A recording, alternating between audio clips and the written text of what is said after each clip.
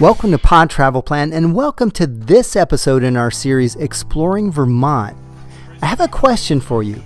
Have you ever taken a gondola to the top of a mountain?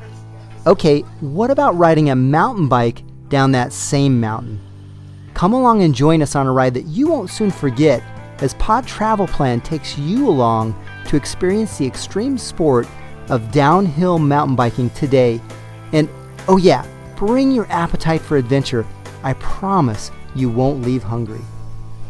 We are visiting one of the premier multi-use ski resorts of the eastern U.S. in the Killington region of Vermont, and I have to tell you, I am so excited to check out the view from the top. We're jumping on one of these sky ships, as they're called, and are about to go riding in some serious luxury. As we start our ascent, you're going to be able to see the bike park, and I'm thinking that's where you practice falling down before you go to the top. Looking out at the mountainside, this beauty doesn't merely surround, it engulfs us. We've waited until the best time of the year to check this out, and you can see the trees are putting on quite a show. The ride up is about 10 minutes, which is pretty fast considering the distance we ascend, and as far as I'm concerned, is way too short. Now, multi-use ski resorts have become a great way for the mountains to become a year-round playground, not only for the skier and snowboarder, but also for mountain bikers and hikers who can get their groove on in this outdoor paradise. The weather today is so nice, people decide to park their bikes for now and just enjoy the view. Once you climb out at the top, it's only a 10-minute hike from the gondola to the summit of Killington Peak, where a panoramic view of 5 states and Canada can be seen on a clear day. Now, after a hike, we're ready to grab a bite to eat, and I don't know about you, but that Angus burger, or maybe a bowl of chili, sounds pretty good right about now. Now, Killington boasts over 20 lift service trails that total about 45 miles of riding pleasure, with everything from easy fire roads to carving and heavily forested single track, with some great free ride challenges built in. Most of these trails are easy to moderate, with trail markers being well placed and easy to follow. Now, there are some alternate choices that are available for more technical trail features like bridges, logs, or various ramps.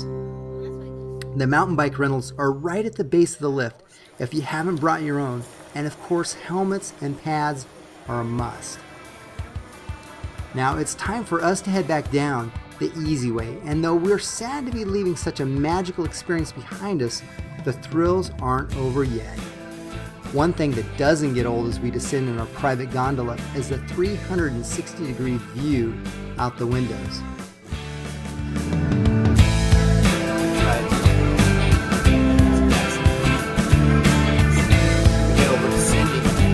Feels like we're going out back.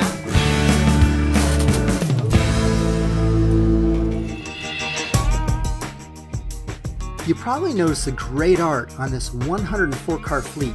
Each sky ship is unique, and artists from around the world have contributed to this floating museum display. When you're ready to do this yourself, here's what you need to know. The lift runs from 10 a.m. to 5 p.m. weekends only, as soon as the spring snows melt, up through October 4th, when the park stays open daily up until it closes on October 13th. This last week is generally the peak season of fall colors here. Now, if you just want a round-trip ticket on the Sky Cars, adults will pay $15, while an all-day pass for adult bikers is $44. But go to killingtonresort.com to find out the latest info. I hope you enjoyed this excursion with us as we explored one of Vermont's outdoor treasures. If you want to check out more of our destination podcasts from Seattle to Sedona, San Francisco to Manhattan, then join us at podtravelplan.com, where we take you to the culture, cuisine, history, and just best things to see and do when you arrive. And of course, you can subscribe to us on iTunes, Facebook, YouTube, or Twitter. Thanks for joining us on this adventure. And until next time, happy travels from Pod Travel Plan.